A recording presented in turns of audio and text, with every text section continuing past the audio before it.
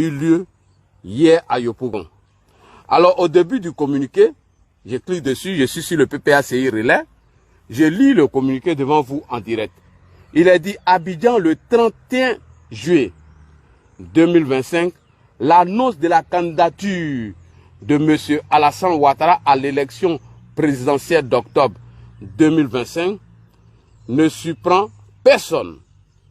Depuis des mois, chacun savait,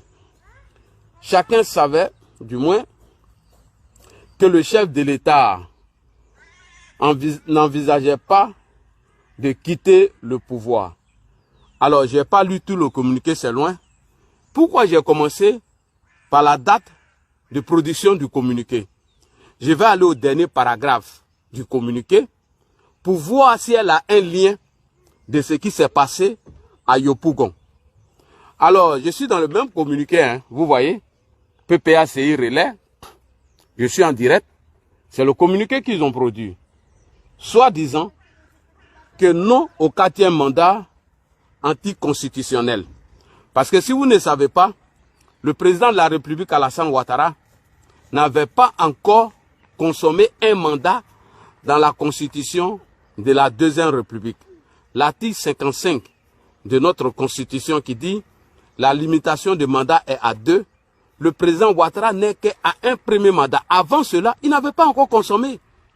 En 2020, le premier mandat de la Troisième République, le président Ouattara a fait le premier mandat dans la Troisième République parce qu'il n'avait même pas encore fait un mandat sous la constitution de la Troisième République à son article 55. Mais on a menti sur lui que oui, on fait 2 mandats, on s'en va. On y va.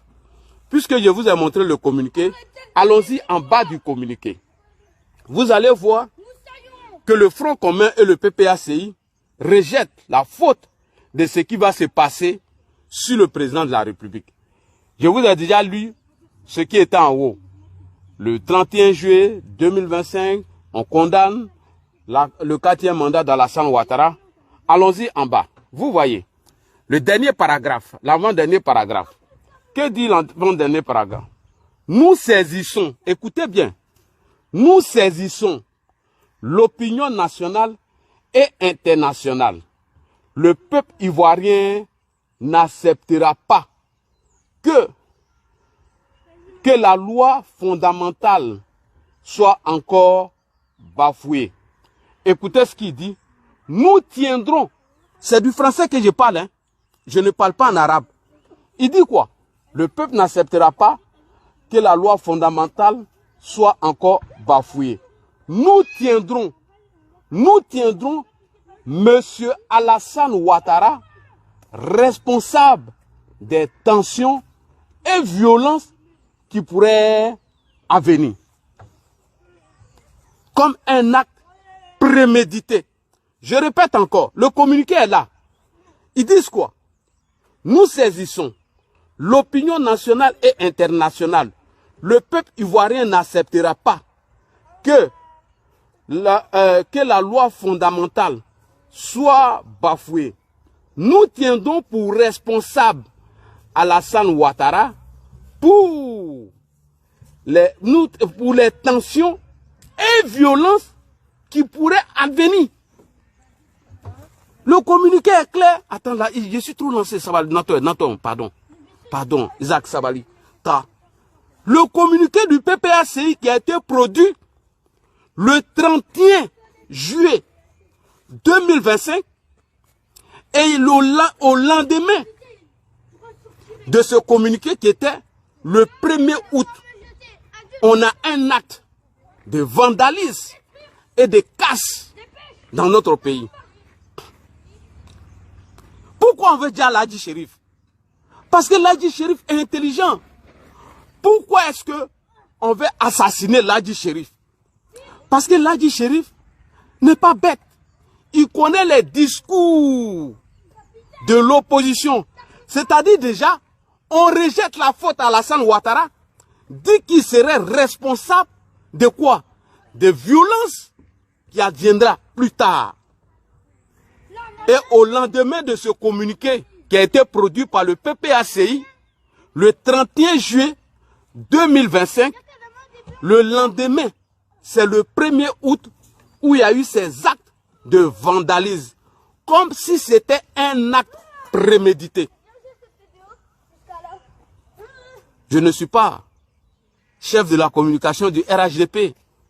Je ne dis pas que je suis le meilleur parmi les activistes du RHDP. Je ne dis pas que je suis le premier, mais je fais partie des premiers.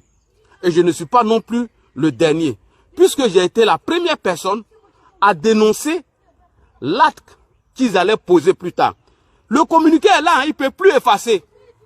Elle date du 31 juillet 2025. Alors, ma question, est-ce qu'une candidature peut entraîner à des violences ou à des troubles dans notre pays? Parce que voilà l'argument qu'ils ont trouvé pour justifier leurs actes. Voici les alibis qu'ils ont trouvés pour justifier l'acte qu'ils veulent poser. Que nous prenons le peuple de Côte d'Ivoire à témoin. Que le président de la République, Alassane Ouattara, veut violer la Constitution. Mais on ne nous donne pas l'article de la Constitution qu'Alassane Ouattara veut violer. On ne parle pas de Mamadou Koulibaly qui nous avait parlé de cet article 55 de la Constitution de la Troisième République. Que disent les cadres de l'opposition concernant l'article 55? Pascal Affi-N'Guessan a dit qu'elle permettait au président Ouattara d'être candidat. Rouaga Obou a parlé. Mamadou Koulibaly en a parlé. Le professeur ou le docteur, M. Boga Sako, j'ai même aller loin. Il dit qu'avec la nouvelle constitution, quels sont les éléments qui peuvent empêcher Ouattara d'être candidat? Il n'y a pas. Et je ne m'arrête pas au docteur Boga Sako. M. Aka, le représentant du FPI à l'époque, eux, ils ont au moins 5 personnes qui se sont prononcées sur l'article 55 de la nouvelle constitution. Mais on nous prend Cissé Bakongo et on nous prend M. Sansan Kambilé.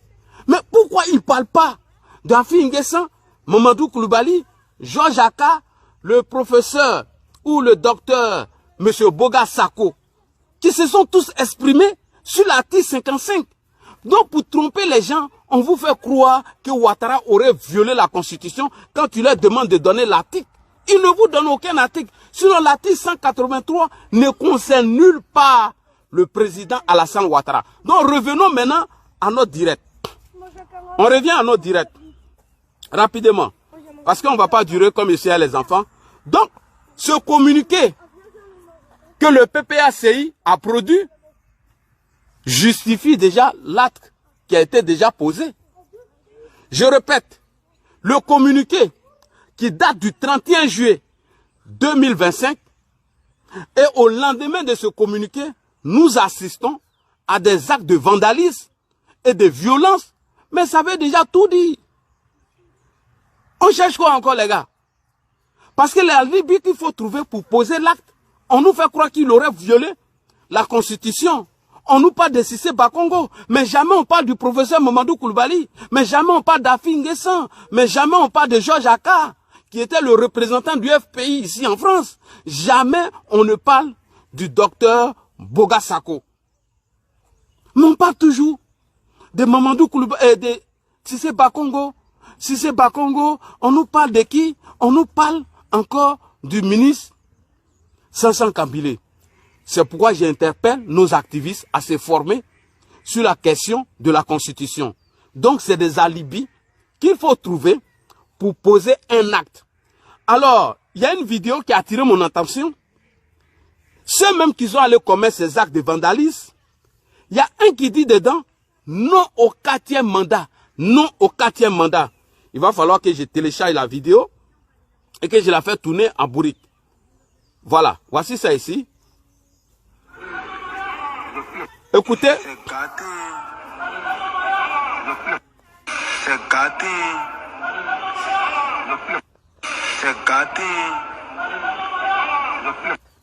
C'est gâté. C'est gâté. Non au 4e mandat.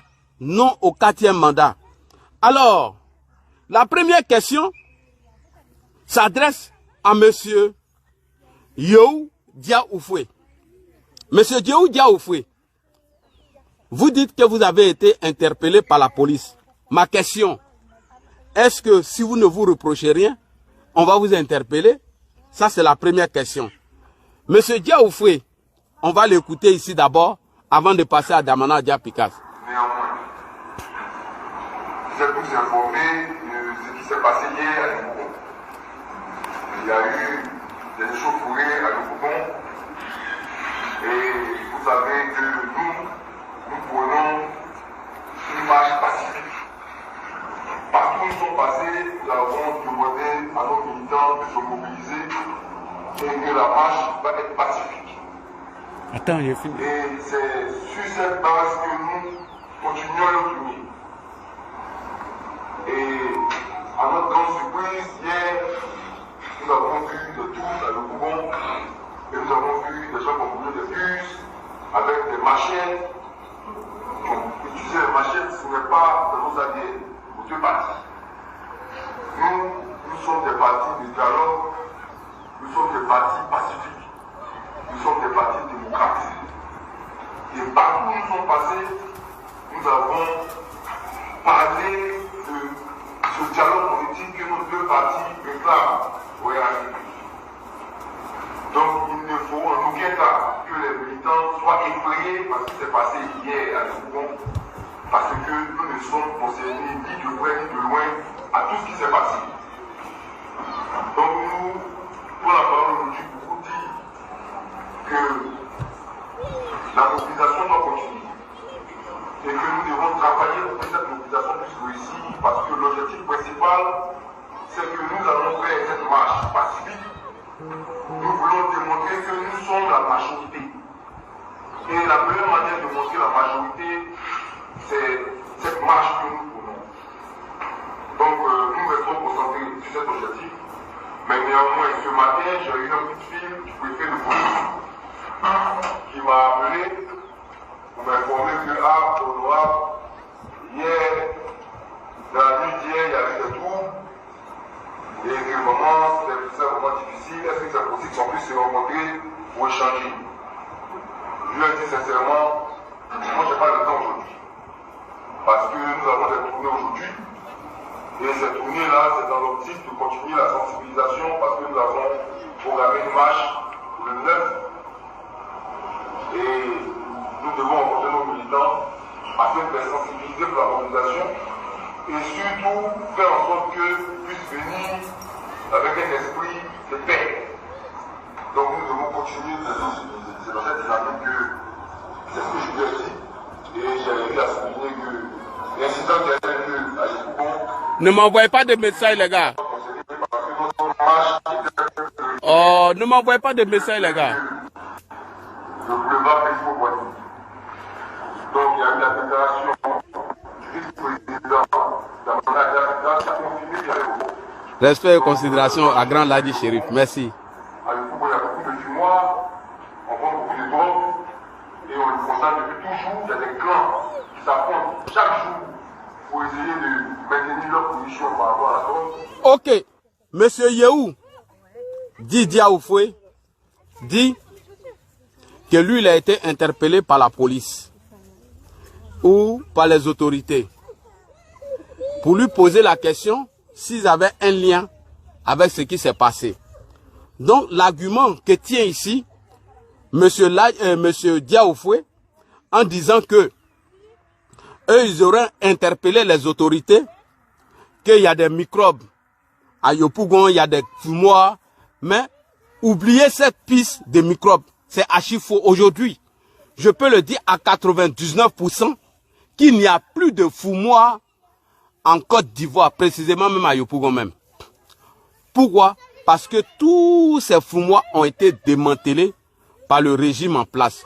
Lorsque le problème des microbes s'était posé, nos autorités ont pris leurs responsabilités et ils ont mis à nu ces arguments-là. Donc cet argument ne tient pas. Moi je pense qu'on évoque le cas des microbes pour brouiller les pistes. Ok, ça c'est l'argument qui a été donné par l'honorable Diaoufoué, moi je lui dis, franchement, avec tout le respect que j'ai pour lui, cet argument ne tient pas. Avec tout le respect que j'ai pour vous, sans vous manquer de respect, monsieur l'honorable Diaoufoué, pour moi cet argument ne tient pas. S'il te plaît. Ok, merci. On va écouter ici Damana Adia Pikas.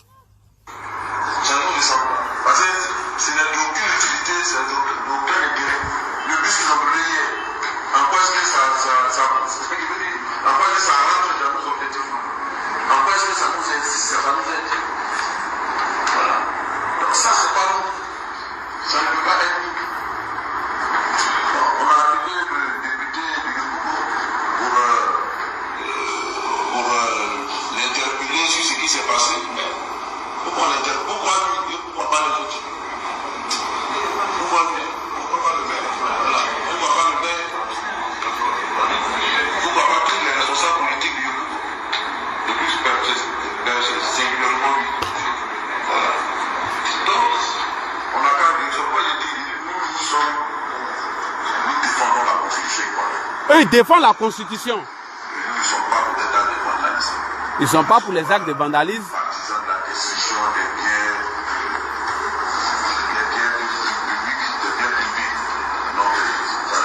Ouais, vous me négligez. Ouais, Maxime, merci. Je suis un rebelle.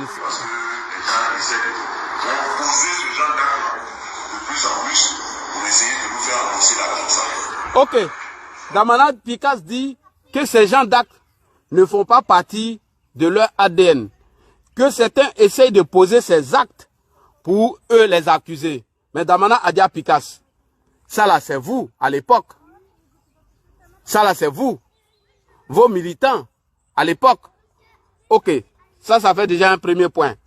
Alors, pourquoi Soulé de Paris, qui a mis du temps, est allé faire ça rapidement? Où il dit, bus brûlé et voiture de police à Yopougon, Koweït, des individus, tous portent des cagoules cache-nez, ne se fait pas identifier. Mise en scène du RHDP. Ok. Vous voyez, les premières questions que nous nous sommes posées, pourquoi faire cette conférence de presse? Lorsqu'on ne se reproche rien, pourquoi tôt le matin, après que l'acte a été posé, le vendredi 1er août, première question, il y a eu un acte le 1er août 2021 et le 2, vous faites une conférence de presse. Deuxième question, pourquoi est-ce que, après ce communiqué du PPACI sur leur page relais, je suis sur la page relais, le communiqué est clair, ici. Le communiqué est clair. Le communiqué est très clair. Voilà le communiqué, jusqu'après du contexte, c'est là. Communiqué de presse du PPACI, non au 4e mandat. Et le communiqué a été fait le 31 juillet 2025. Et le lendemain, c'est-à-dire au lendemain de ce communiqué, où il est écrit au dernier paragraphe, ici, le dernier paragraphe est clair. Elle dit, nous saisissons l'opinion nationale et internationale. Le peuple ivoirien n'acceptera pas que la loi fondamentale soit bafouillée par M. Alassane Ouattara. Nous tiendrons pour responsables des tensions et violences. C'est bien écrit, hein? Et violences qui pourraient advenir. Nous tiendrons pour responsables Alassane Ouattara sur les tensions qui vont venir. Pourquoi prendre pour responsable Alassane Ouattara de ce que vous allez commettre comme acte? Le communiqué est clair. On fait un communiqué qui parle de 4e mandat le 31 juillet 2025. Et le 1er août, on assiste à un acte de vandalisme et de violence et on dit on fait porter le chapeau à Alassane Ouattara qui serait responsable des violences qui adviendront.